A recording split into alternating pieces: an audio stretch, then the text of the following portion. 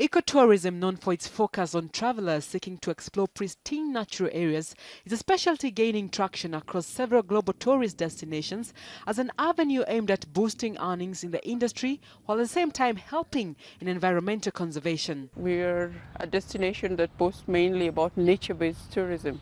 Our tourism depends on our wildlife, it depends on our mountains, it depends on our oceans, it depends on our rivers. To a certain extent, cultural tourism is beginning to grow and pick up. So the environment is very, very significant for this country, knowing that tourism is one of the top foreign exchange earners for this country. Tourism is one of the largest employer. For every tourist that comes to this country, there is almost 6 jobs or more created now. But unless we take care of our environment, the risk of losing all this is very high. Sustainability of ecosystems where tourism thrives on is, however, critical for significant gains to be realized in the long run. Sustainable tourism is sort of the umbrella concept for the tourism industry. It entails planning and management, looking at where we're developing tourism, and to make sure that tourism is indeed a good fit for the places that we're considering. If it's already there, we want to make sure that it's planned and managed in a way that is sustainable. And so that's where all the other principles come in. So one of the key principles is protecting the environment. The ecosystem services, everybody's lifeblood is dependent on a healthy environment. There are certain principles of ecotourism and of sustainable tourism. I'd dare say that sustainable tourism may be the practice of ecotourism, the operationalization of ecotourism in some sense.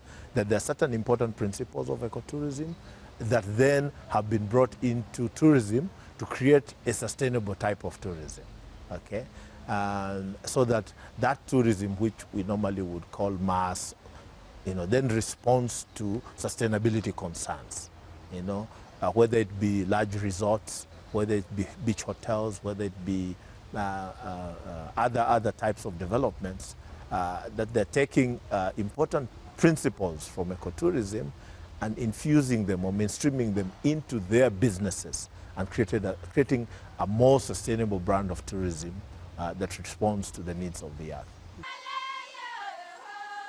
Ecotourism success is highly measured on the level of socio-economic impact and development for the local communities. When tourism comes into an area and there's local communities involved, they have to be involved in the decision making on how tourism will come up. Not that they necessarily know about tourism per se. They may be totally new to tourism, but they have to be empowered to be part of that decision-making process. This is what we want. This is sort of the engagement we'd like to have.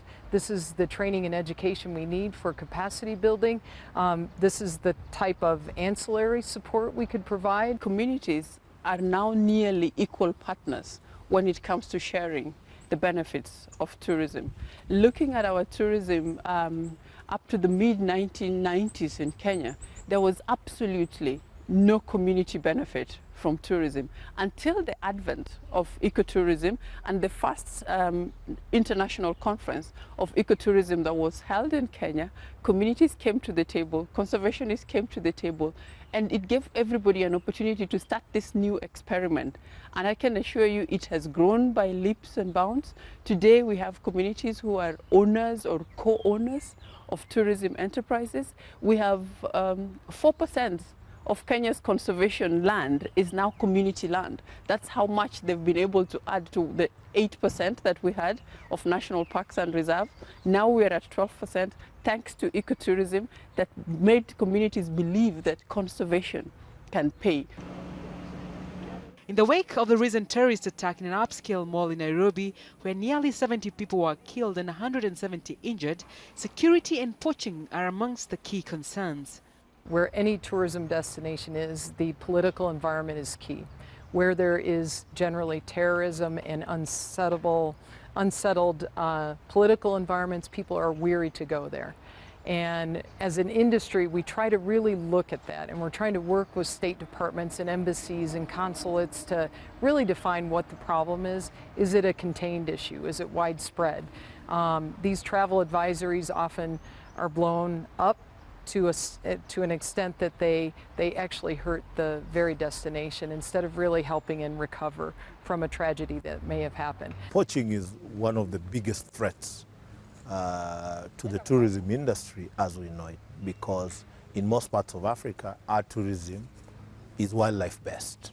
So wildlife is the basis for the experience that people really can. That's what differentiates us from the rest of the countries of the world. Now, there are two major facets of the poaching fight. There's the way we deal with it internally, and there's the external threats. Now, there's been a lot of emphasis in the last few months and years talking about tackling the demand side and going to China, Vietnam, and the emerging markets for poaching and addressing poaching from that perspective. To address the situation, stringent judicial penalties and overall constructive stakeholder engagement will be instrumental towards long-term economic contribution on the back of responsible and sustainable practices. One of them would be to reform judicial systems and make the sentences and the criminality sentencing very severe, to act as a deterrent. Number two would be just to educate the magistrates, even in the face of good law, unless they are sufficiently sensitized to elevate wildlife crime to maybe the same area as economic or organized crime, they will not act appropriately. We need a national land use policy, and we need it urgently. This will enable us to zone our country, to know what land use is suitable for which part of our country. And when we have done that, we can then secure what we have done with conservation over the years.